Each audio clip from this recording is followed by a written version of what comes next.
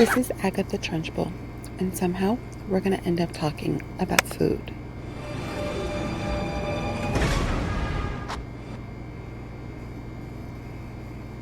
Have you ever had food but still felt uncared for? Because everyone remembers the chocolate cake, that giant slice. Smells chocolatey, eh? Now, eat it! But from the very beginning, Matilda is already telling a story about food. Give me the cookies. Yeah. Not just what people eat, what they consume, weaponize, and mistake for nourishment. The narrator opens by telling us every child is unique. Some grow up to be butchers, bakers, candlestick makers, or only good at making Jell-O salad. It sounds like a cute joke. Very Roald Dahl, odd, rude, playful. And then we meet Matilda, a baby writing her own name in pureed spinach, a messy little sign that something inside her is trying to get out. But nobody sees it. Her mother looks at babies and says, "You're better off raising tomatoes," then leaves for bingo and tells Matilda where to find the food. And that distinction matters, because many neglected children are not starving. The refrigerator works, the cabinets have food, dinner exists, at least technically. What's missing is harder to measure. Nobody asks what Matilda wants. Nobody notices what she reaches for. Nobody seems particularly interested in whether she enjoys any of it. And once you notice that distinction, the whole movie starts to change, because the Wormwood house is full of food. TV dinners, cereal, cheese balls, marshmallows, microwave meals, but none of it feels comforting, because sometimes food isn't just food. Who cooked, who remembered, who rushed, who stayed. Those traces tell the truth faster than words do.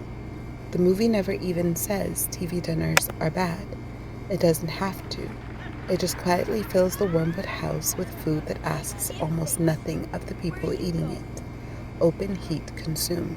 Nobody cooks together, serves each other. Nobody waits for anyone else. And because of that, food starts to feel like another piece of evidence. That's why the breakfast scene is so important. She makes herself eggs. At first, it looks adorable. A child making breakfast, everything exactly where she wants it. But the longer you look at it, the stranger it becomes. The flowers, the pancakes, the juice, the book, everything waiting neatly on the other side of the table. Everything except another person.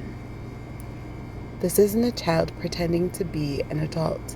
It is a child who has already learned not to expect one, and some children become very good at taking care of themselves. Then that ritual changes, because eventually breakfast stops solving the problem, and that's when the movie starts looking for another kind of nourishment. She starts walking miles to the library, and the narrator says she devoured one book after another. Devoured. It's a strange word, not read, not borrowed, because when the movie shows Matilda reading, it almost stages the scene like a meal. She lies on a table, books spread around her, like a feast. While her family eats in front of the television, Matilda consumes stories. While they binge noise, she feeds on language. Books give her what her house does not, a world bigger than the people who keep shrinking her. The movie keeps blurring that line between reading and eating. When Miss Honey asks Matilda what she likes to read, the way she says it almost sounds like, "What do you like to eat?" Matilda is so overwhelmed by being seen that she answers, "Dahl's chickens," but she meant Charles Dickens. It is funny, but it doesn't feel accidental. What do you like to read? Everything. But lately I've been reading Dahl's chickens. Charles Dickens. I could read him every day. So could I.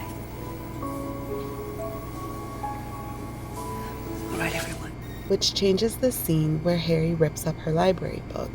On the surface, it's just paper, but it feels personal, like something is being taken away. Harry gets so angry.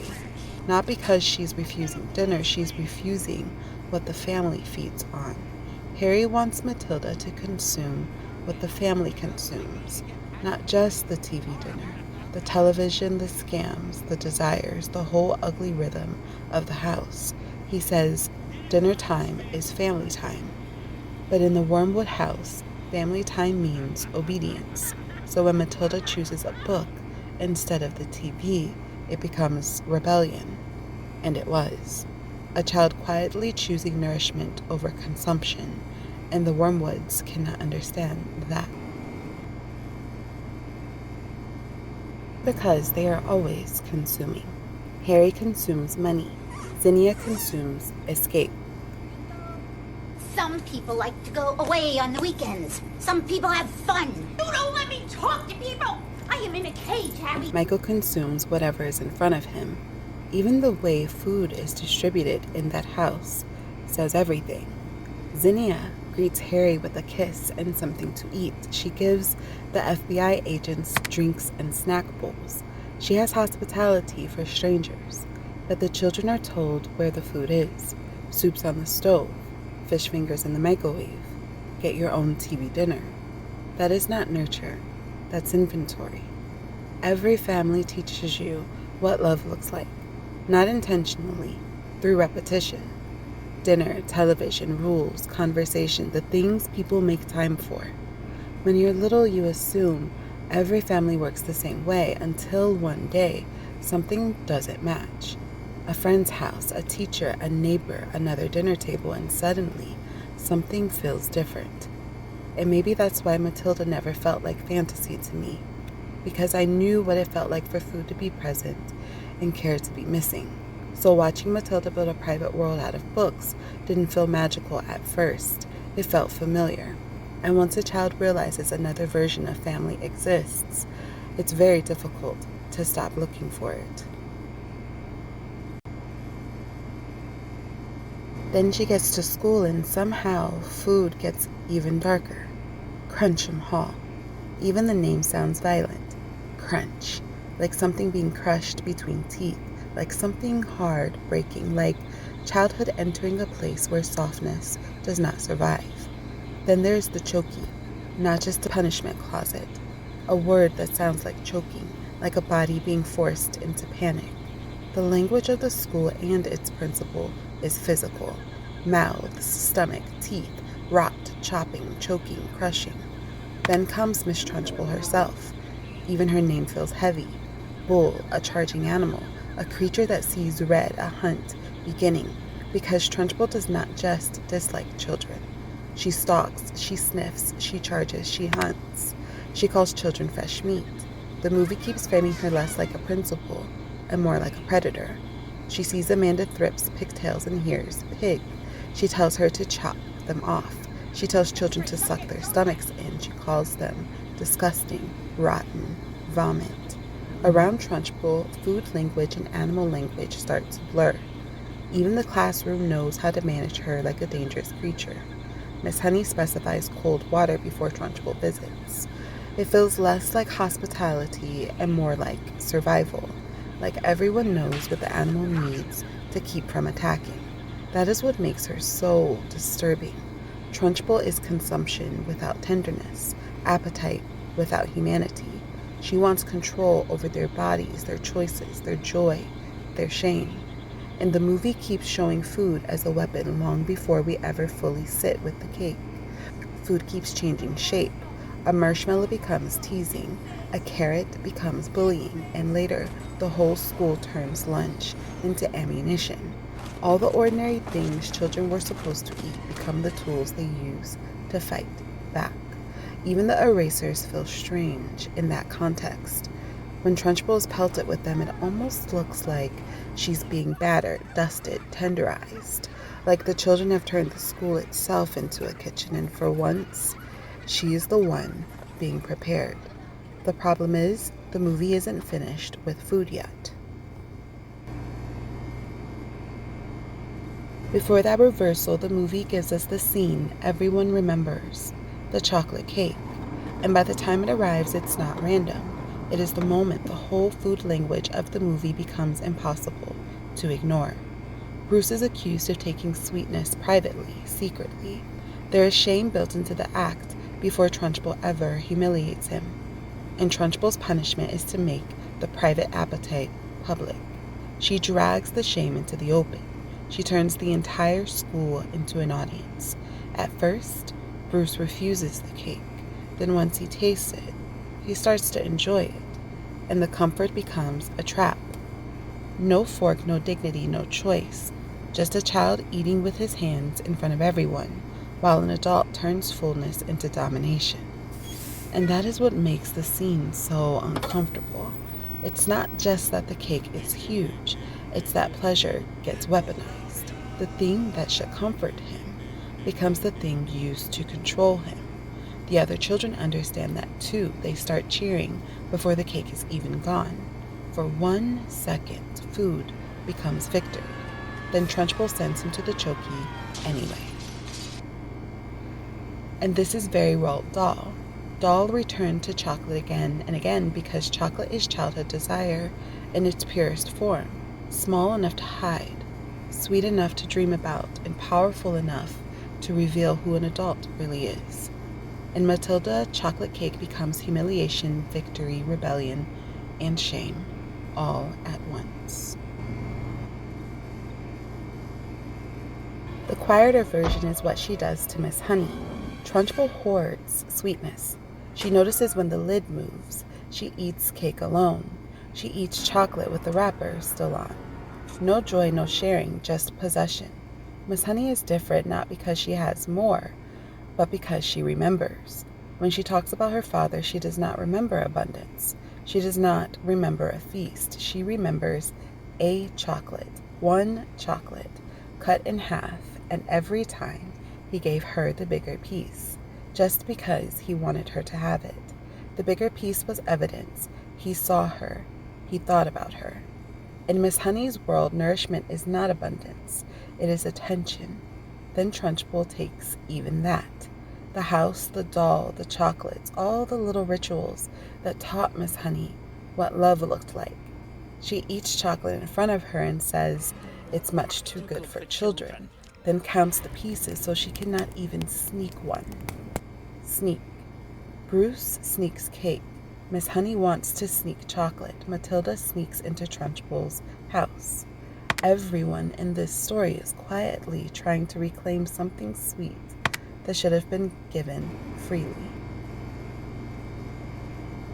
And Miss Honey and Matilda's relationship doesn't just seem like teacher and student. It's two people recognizing something familiar in each other. Matilda is still a child, but she has had to become independent too soon. Miss Honey is an adult, but the child inside her is trapped under Trunchbull's shadow. And Matilda does not just get nourished by Miss Honey. She nourishes Miss Honey too. She gives back the doll, the chocolate, the house, the proof that impossible things can still happen. She feeds the part of Miss Honey that Trunchbull tried to starve. And that is where the movie separates childishness from wonder.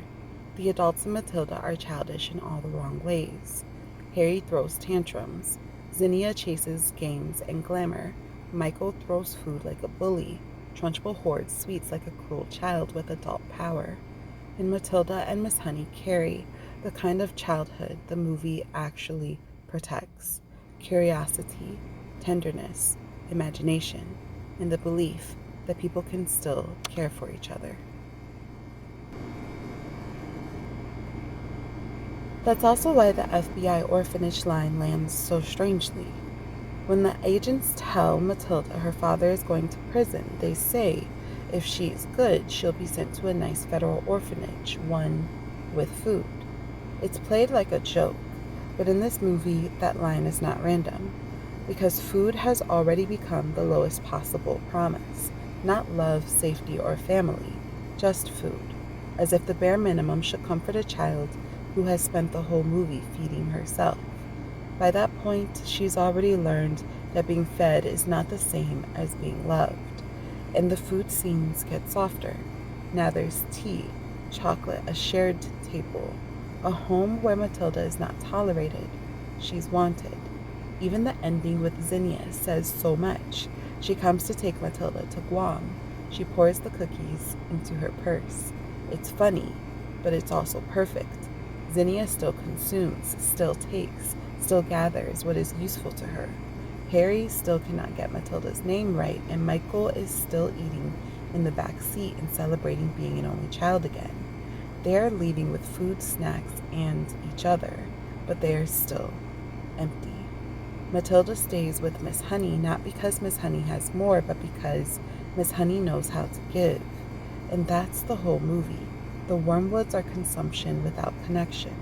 Trunchbull is appetite without humanity. Miss Honey is nourishment without excess, and Matilda is the child who sees through them.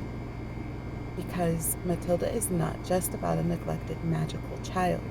It's about what happens when a child is surrounded by food, but starved of care, power that feeds on shame, love that gives away the bigger piece, and a little girl who survives by learning the difference.